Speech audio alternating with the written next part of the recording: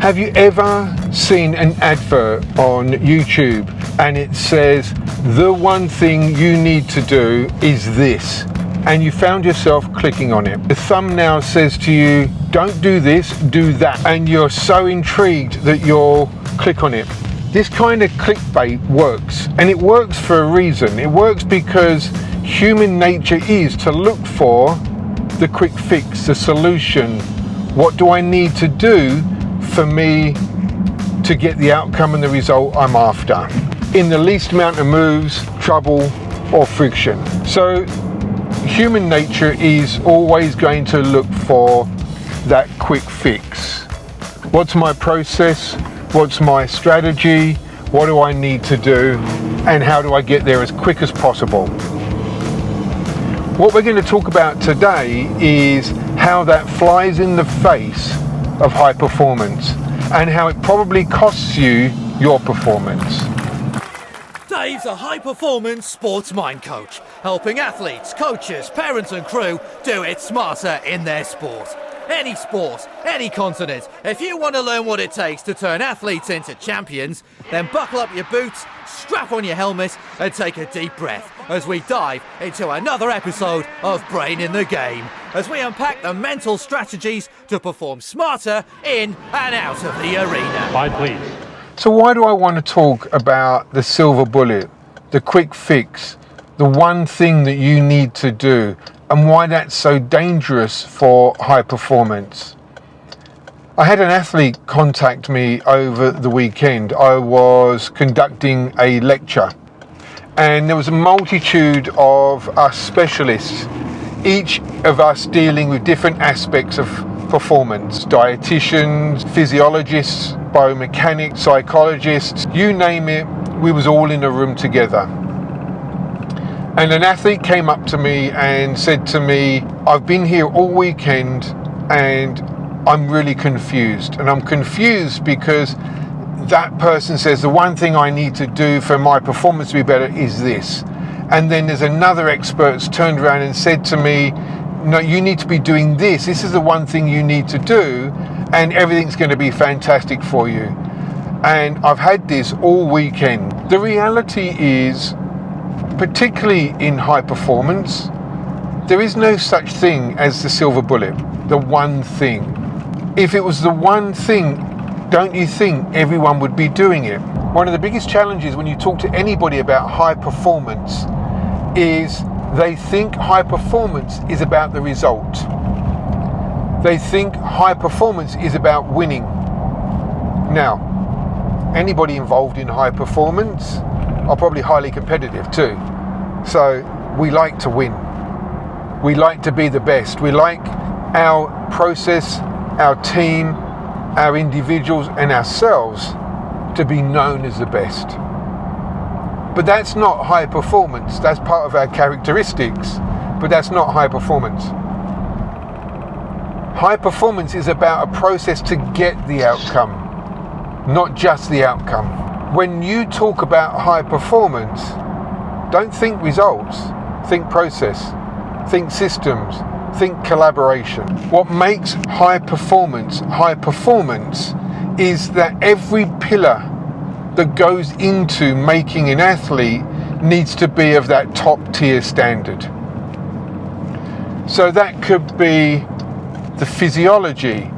And when we're talking about physiology, that could literally mean the fitness, could be the strength, it could be the endurance, it could be the recovery.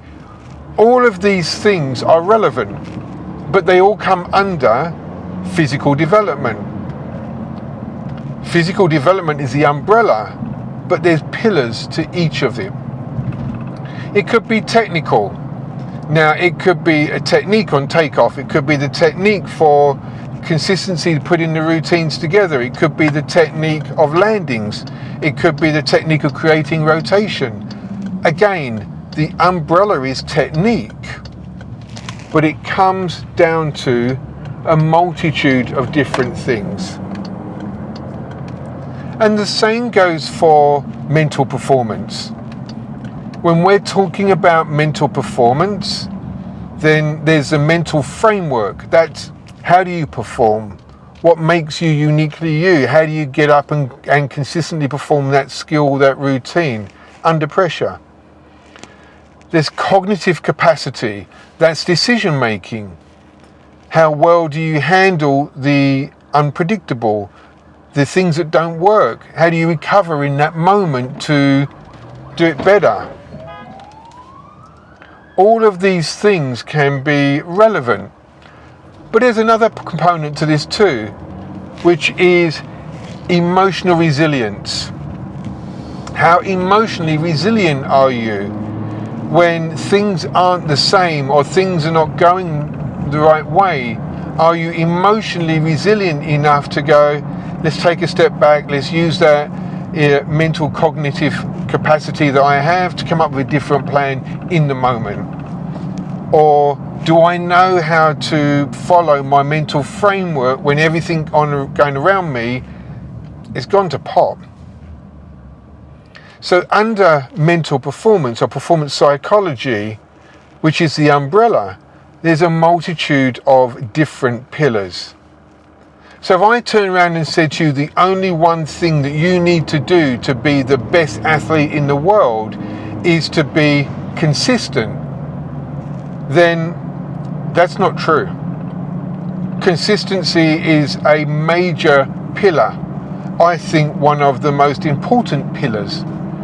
However, there are a multitude of other different things that you need to be very good at to maintain high performance status, to be able to perform in and around the best in the world. Same with physical, same with technical. Dietitians, recovery, S&C. There are multitudes of different pillars for each of these. And the mastery of all of those is where we aim to be. So we can't be perfect, but what we can be is a certain standard across everything. Let's think of it in that pillar format. And let's just focus on performance psychology component. If you had a really high standard, say an 8 out of 10 for your mental frameworking, your ability to follow your systems, your patterns, your processes, and your cognitive capacity was also an 8 out of 10, your ability to problem solve, come up with strategies and think in the moment and execute. But your emotional resilience was a 6 out of 10. Still, that's pretty good, right? You'd say average across the top of all of those. That's pretty cool. But the platform that you perform from is no longer stable. It's no longer a stable, flat platform.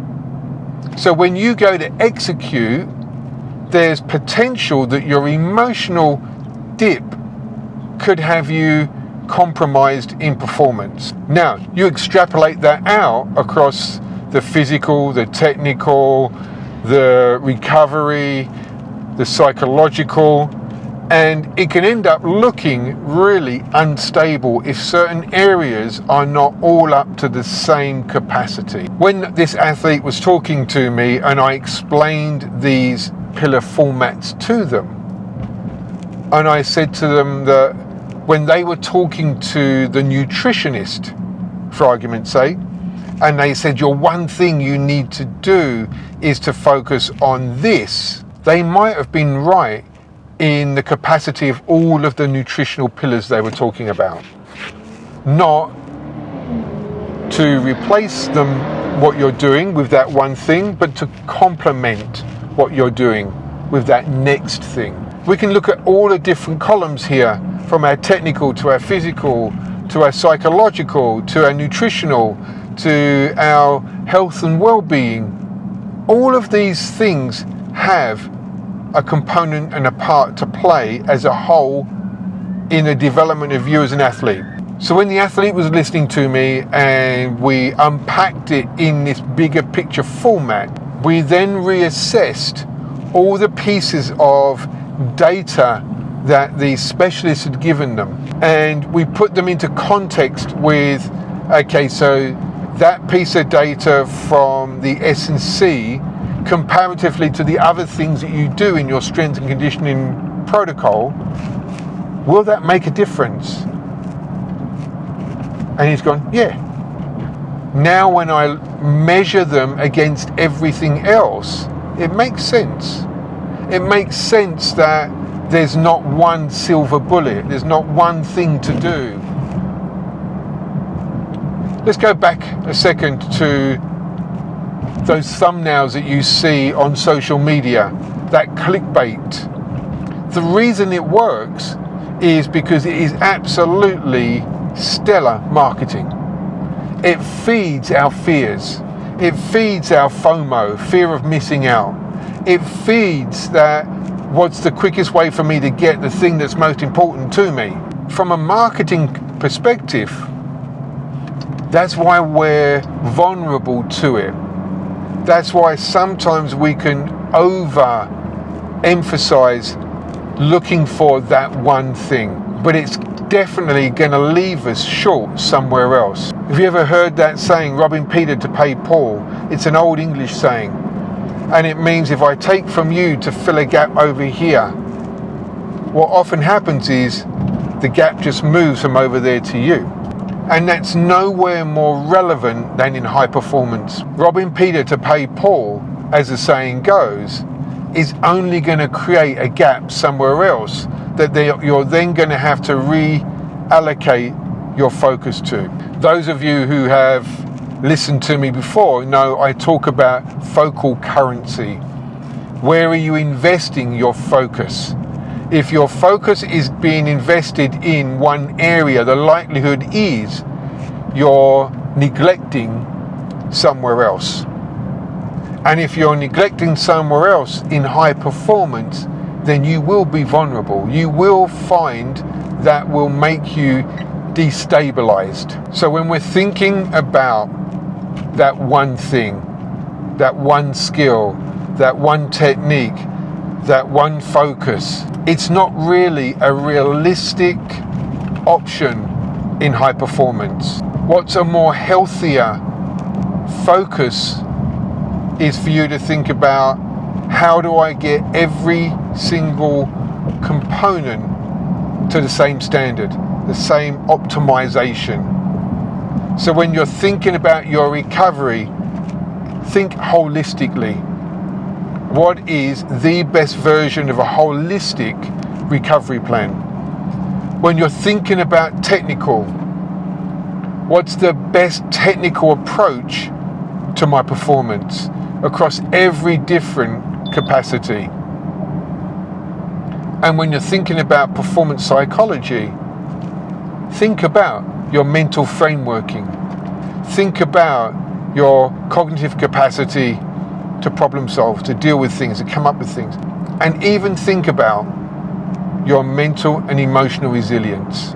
This athlete referenced a very famous swimmer who made the statement that if you're not competing, then you're settling.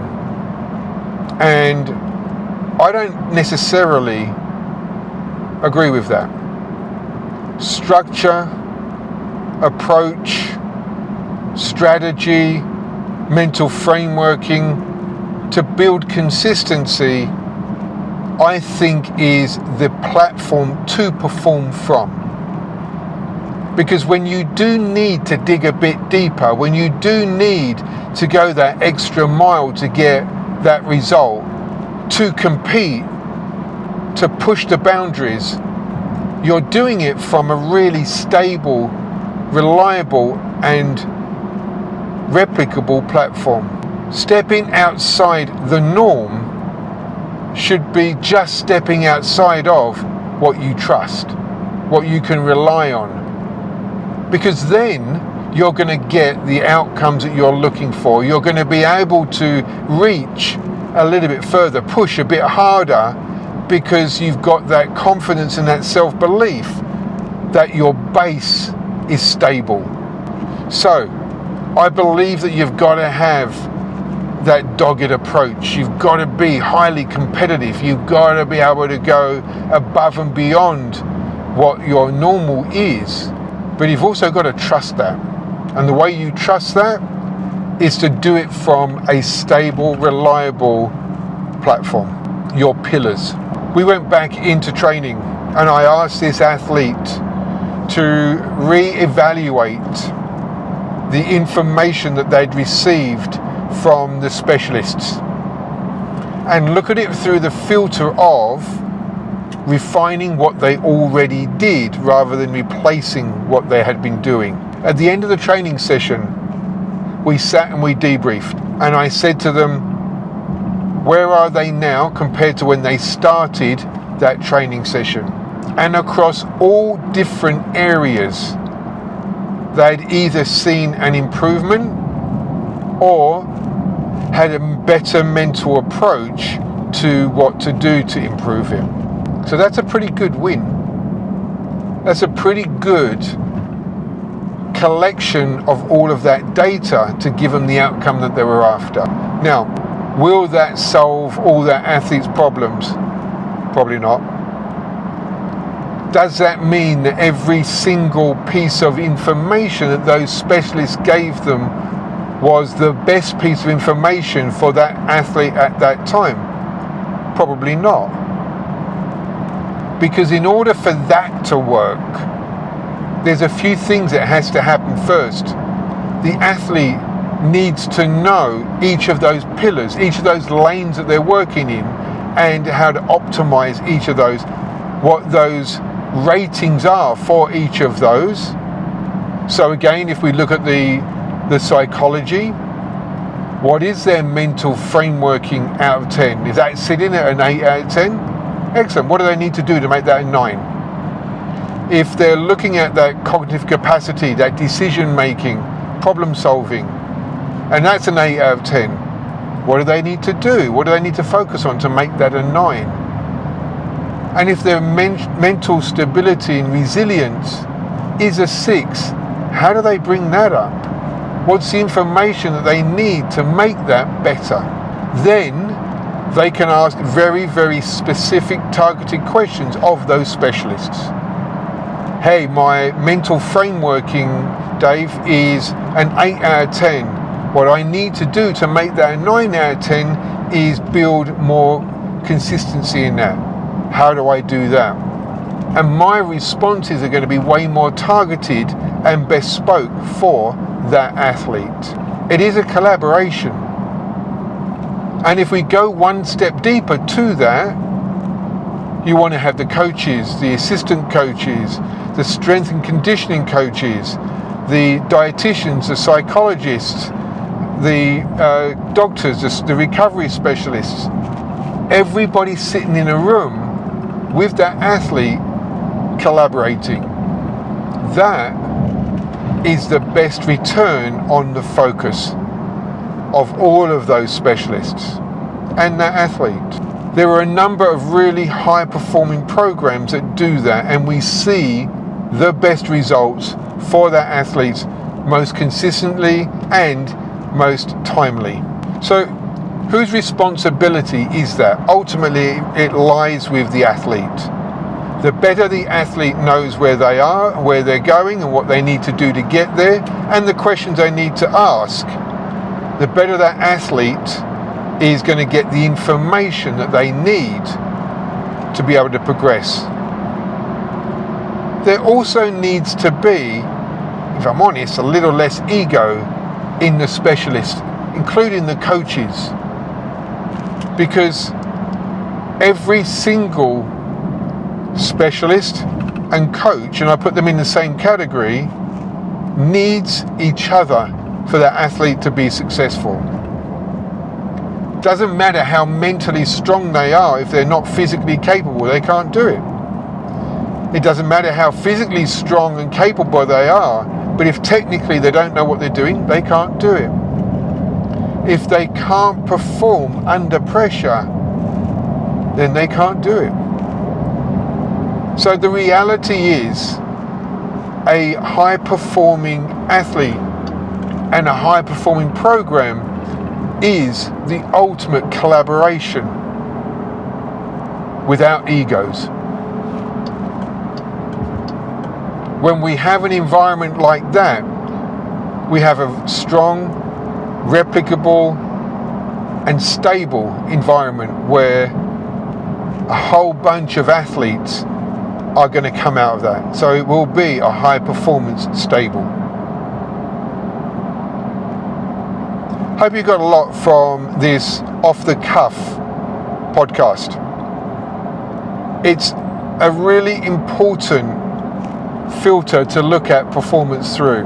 I'm really passionate about performance psychology, always have been, and I think it is a critical component to people's success, be that sporting, be that coaching, or be that corporate. Ultimately aware that I need other areas to be just as reliable as I make my athletes or my clients in order for it to work. Until the next episode of Brain in the Game, train smart and enjoy the ride. My name is Dave Diggle. Thanks for listening. I hope you found it useful. The principles used in this podcast were developed through the Smart Mind, the #1 resource hub to learn the cutting-edge techniques and mental skills used by world-class athletes and coaches to achieve podium finish every time. You can't be serious, man. You cannot be serious!